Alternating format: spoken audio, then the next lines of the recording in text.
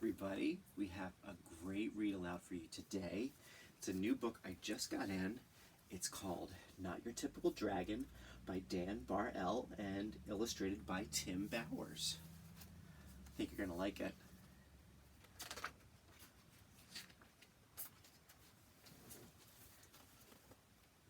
Crispin Blaze was born into a proud family of fire-breathing dragons. Every blaze breathes fire, explained his father. I breathe fire, your mother breathes fire. Tomorrow when you turn 7, you'll breathe fire too.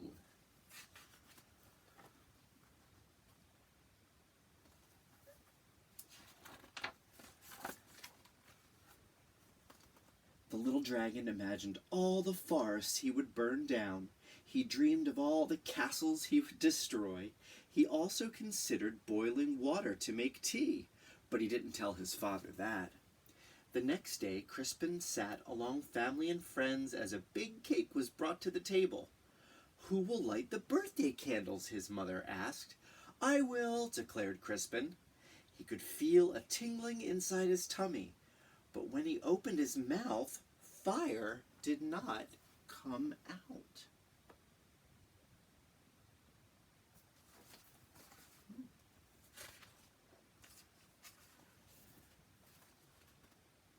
Whipped cream came out.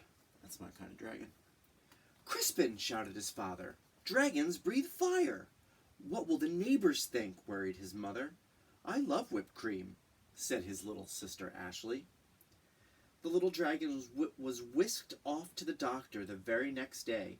Please fix my son, demanded Crispin's father. What seems to be the problem? Asked the doctor. Crispin opened his mouth and breathed, but fire did not come out.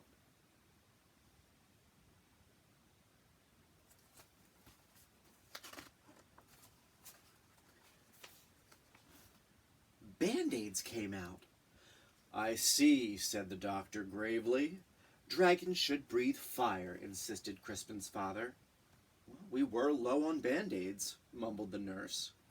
The doctor sent Crispin home with medicine. He swallowed 2 teaspoons before going to school. It will help you become a real dragon, said his father with a wink. After school, Crispin joined his first fire-breathing practice. One by one, little dragons aimed their fiery breath at stacks of logs until they burst into flames. Crispin stepped up confidently. He could feel the medicine bubbling in his belly. But when he opened his mouth, fire didn't come out. Well, what do you think came out? At his birthday, with his cake, there was whipped cream. At the doctor's office, there were Band-Aids. So what sorts of things could come out on a playground?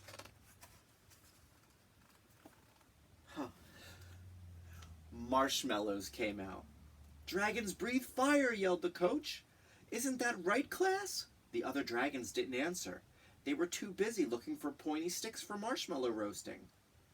I guess I'm not a real dragon, Crispin thought. He worried that his family would be disappointed. So he ran away from home.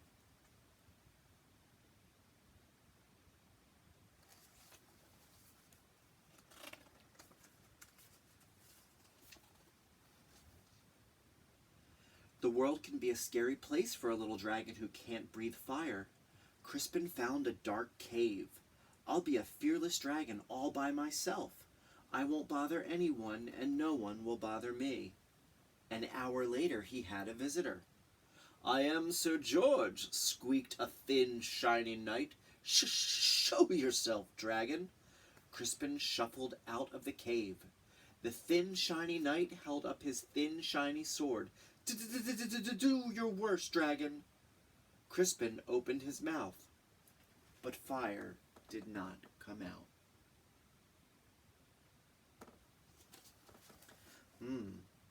When that knight said, show yourself, and do your worst, how do you think he was feeling? Soap bubbles came out. Don't you breathe fire, dragon? Crispin shook his head. I can't. Sir George moaned, but my father insists that I fight a fire-breathing dragon. It even says here in my book that your typical dragon breathes fire. I'm not your typical dragon, Crispin explained. Sir George sighed. I can't go home. Me neither, Crispin nodded. But then he had an idea. Maybe your book could tell us what to do.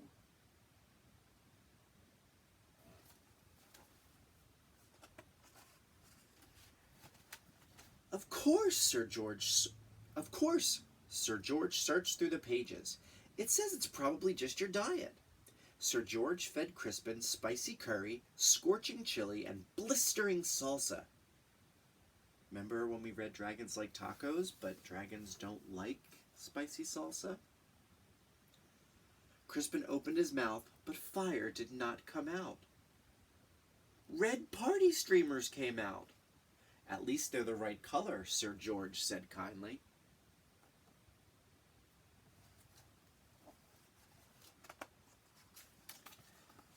Sir George searched through his book again.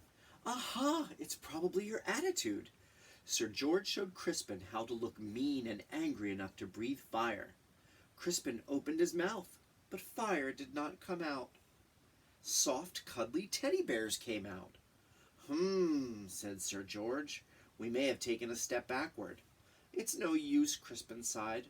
I'm just not your typical dragon.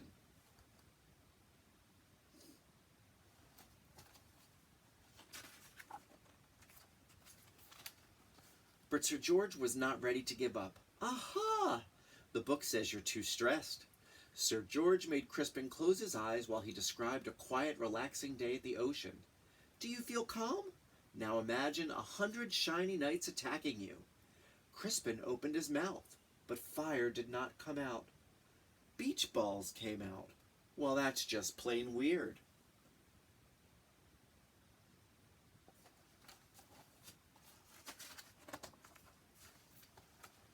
Secretly, Sir George was glad that Crispin couldn't breathe fire. He liked the little dragon and didn't want to fight him. Crispin liked the shiny knight too, but he missed his parents. Sir George, it's getting dark. I want to go home. The shiny knight patted him on the back. Don't worry, little dragon. I will take you. Crispin's parents were relieved when he arrived home safely. Sir George was about to say goodbye when they heard a shout. There you are, boy! Why on earth are you playing with a fire-breathing dragon? He's my friend, Father, whispered George. And besides, he doesn't breathe fire.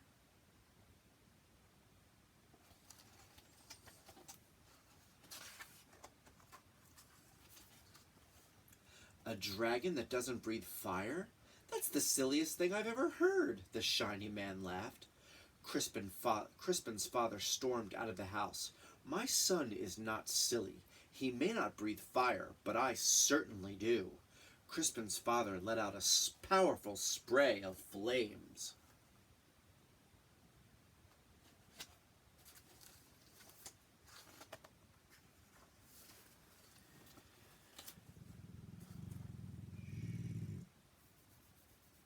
He doesn't breathe fire either, but he does growl. That's your friend Carolyn. That's Carolyn. Here we go. Gentle. That's Carolyn. That's your friend. Come on, Papa. Stop. I'm my little dragon. It's right here. Do your worst, dragon, declared the shiny man. But then the flames scorched the lawn. That's enough, honey, said Crispin's mother. The flames singed the fence.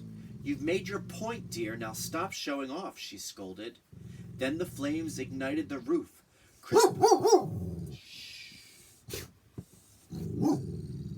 It's literally one of his best friends, Carolyn. Am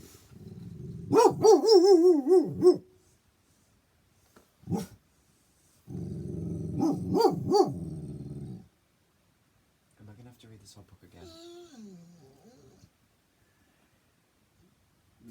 Then the flames ignited the roof. Crispin's father panicked. I can't stop breathing fire. "You'll burn down our house," cried his mother. "You'll burn down the whole neighborhood." Dragons came running from all directions. They knew how to start fires, but no one knew how to stop them. Crispin suddenly felt a tingling in his tummy. He felt a bubbling in his belly. He opened his mouth, but fire did not come out. What do you think came out?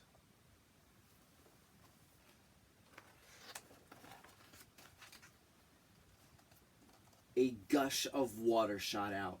Crispin aimed the water at his father's flames. He saved his home, and he even saved the shiny man, who wasn't looking so shiny anymore. "Hooray for Crispin!" everyone shouted.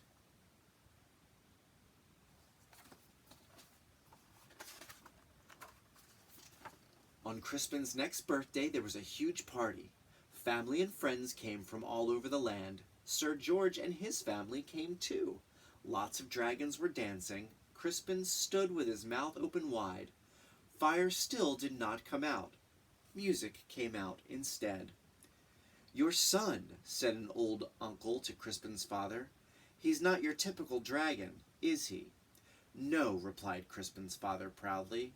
"My son is something special."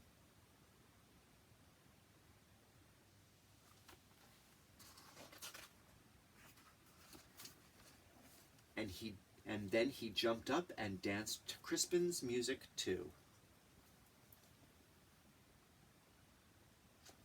What a great book. What a great book. With some added interruptions from Vice Principal Quincy. Have a great day, everybody.